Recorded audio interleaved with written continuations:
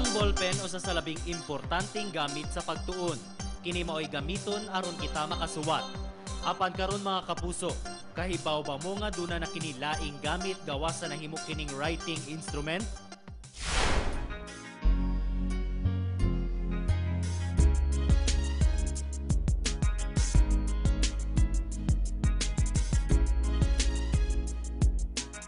Ang mga batanon dinhi sa Sugbo adunay gimmick gamit ang ilang mga ballpen. Kini pinaagi sa pen spinning. Pwede siya ma-multiple, kada ganun mo siya pen spin. Pwede sa aerial. Muna siya mga advanced tricks. Gamit ang maabilidad nga mga kamot ug ang ballpen nga gimodify mamahimo ka ng maka-pen spin.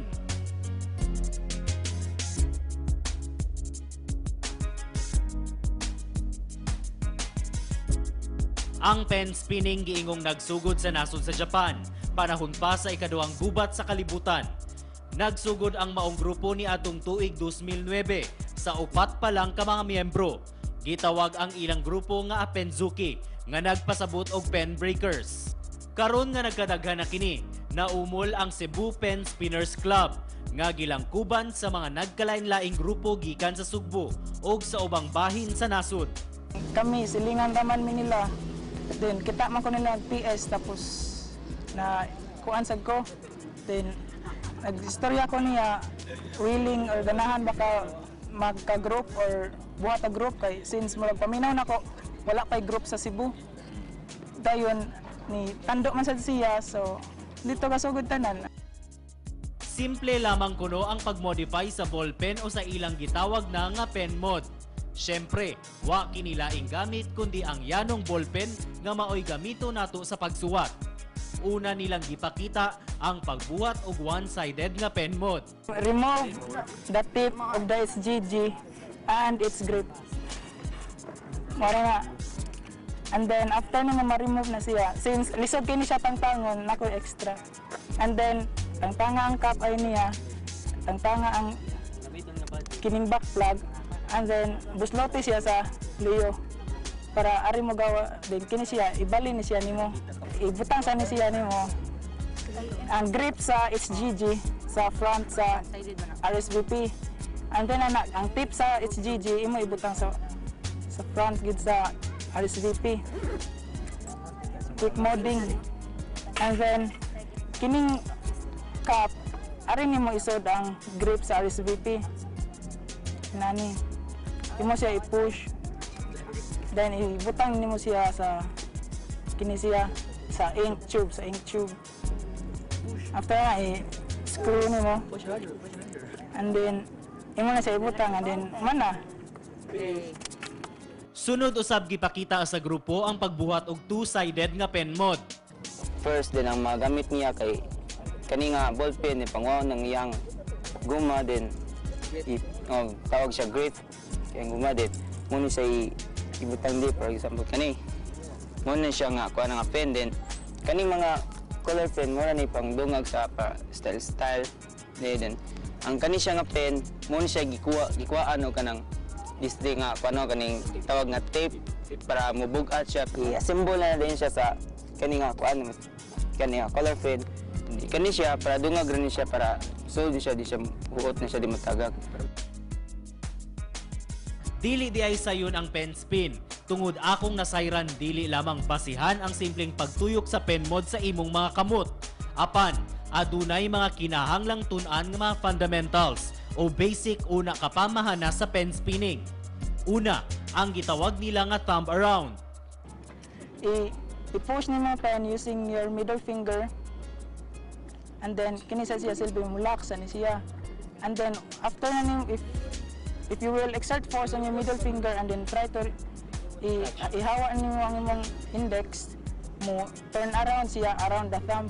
Ang yang name gikuha sa unsa yang execution. Ikaduha ang gitawag nila nga charge. If beginner ka lock system, it try to lock ni and then kini it try to move like that. Ug ang usa sa mga labing unang trick sa pen spin, ang gitawag nila nga sonic. Pareha sa pagbuhat sa charge, i-lock sa na nimo. once malak nimo mo charge siya and i-bend siya ug tungod sa kuan sa pen kanang force nga imong gibutang sa pen mo move siya on its own mangita siya way na maka-escape siya and imo na siya gamiton yung index para ma-catch siya sonic. Ug ang ikaupat mao ang pass. This is the finger pass normal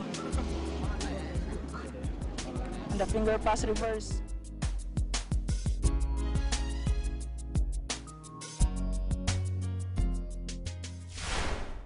Ang 19 anyos nga si Daniel Quijano, usa sa mga nagkahilig sa pen spinning.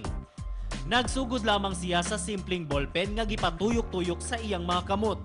Hangtod sa naingganyo nga mosalmot sa maong grupo. Daghang mga ballpen na matud pa ang nausik ug di na magamit sa pagsuwat tungod kay gihimo na niya kining pen mode. Tungod sa hilig, dili kalikayan nga bisan sud sa klase. Mahilig kini mag pen spin. Mao nang dunay higayon nga madlungon siya sa iyang mga magtutudlo. Kuan lang kanang slight reprimandation lang madlungon ko.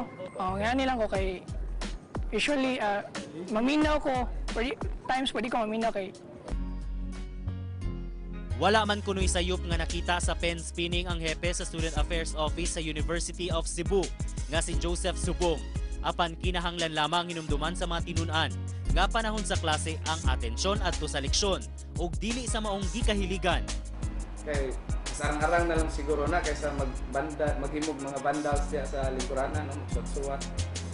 And attributed po siguro na sa kanang ano batan-on nga mangita gyud o kanang kagawasan sa lang energy ba. I see positive things nga naa diha. It keeps their hands and minds busy. Siguro bisan sa classroom kibaw man gyud ta nga mo-wonder mo ginatong nahuna. But at least it's something confined ra sa ilang chair. Diya sila lingkuranan.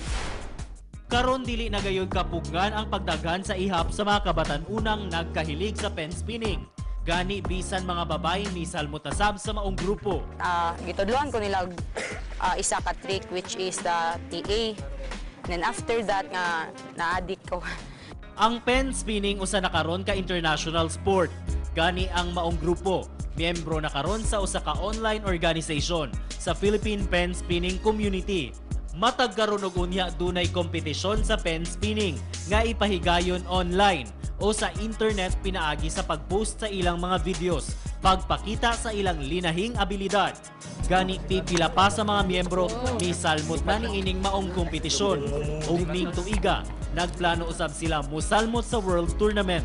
Busa karon pa lang, gipakita na kami sa ilang mga advanced tricks o kadtong mga kombinasyon sa mga fundamentals o basic tricks. Atong isulti na is ang charge. Ato siyang combinean og sonic or double with pass na siya. Sonic plus pass, may mo na siyang double charge. Gipakita usab ni Nelson ang FLTA, con fingerless thumb around trick. Ang FLTA is combination dyan po na siya sa thumb around. Tapos imo na lang siyang i-fingerless. Murag wala na kayo gikuplot ba? Imo na lang siyang gi-double. Imo lang gamit ang pagpatuyok niya through yung momentum lang, dili lang imong kamot gamitan. So imo na siyang ipatuyok ko naging ana through momentum lang. Dunaw say trick nga gitawag og box. Imo na siyang ipatuyok sa imong kamot ba through ana lang nimo gani. Pwede pa siya dimo ma-fall kadaghan. Mo na siya atod sa ma-fall na di mo siya atod sa tanan. Sorry. Ana ma-fall siya. Ug laing advanced trick ang spinner pim nga nagsugod sa nasod Thailand. Ang kani siya na trick is kuan siya combination niya sa FLTA ay kanang FLTA og kuan palm spin. So if i-combine nimo siya, imo siya ngana. Ngani siya tawag og palm spin. Pwede siya ma-multiple, kadaghanan mo siya palm spin. Pwede sa aerial. Duna usay gipasigarbo nga bagong trick nga naimbento mismo sa usa sa mga miyembro sa Cebu Pen Spinners Club, ang gitawag nga script spin, nga ginganlan pa mismo sa nakadiskubre nga miyembro nga si JavaScript. Bro, kung mo kag spiders, mag-close ang imong kamot. Mag-close ni siya, so tamar ni mo, mutuyok na siya diri. Mo-spin siya diri 0.5 na FLT ibalik. Mo siya gitawag strip spin.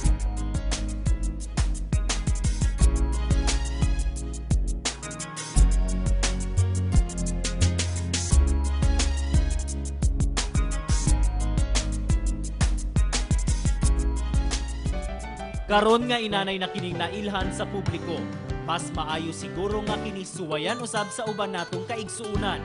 Kini tungod kay ang maong abilidad, dili usab kabentahaan ug siguradong mahimo usab natong ikapanghambog lukop kalibutan. Dini sa siyudad sa Subo, among nailaila si Arnold Enad, 32 anyos ug ulitaw, ug adunay talagsaong mata sa wheelchair. Usab ang istorya sa kinabuhi ni Policarpio Jimenez kung mas nailhan sa kalaghanan ni si Poli. 20 anyos ug lumad na taga Lower Pakigni lungsod sa Mindanilla.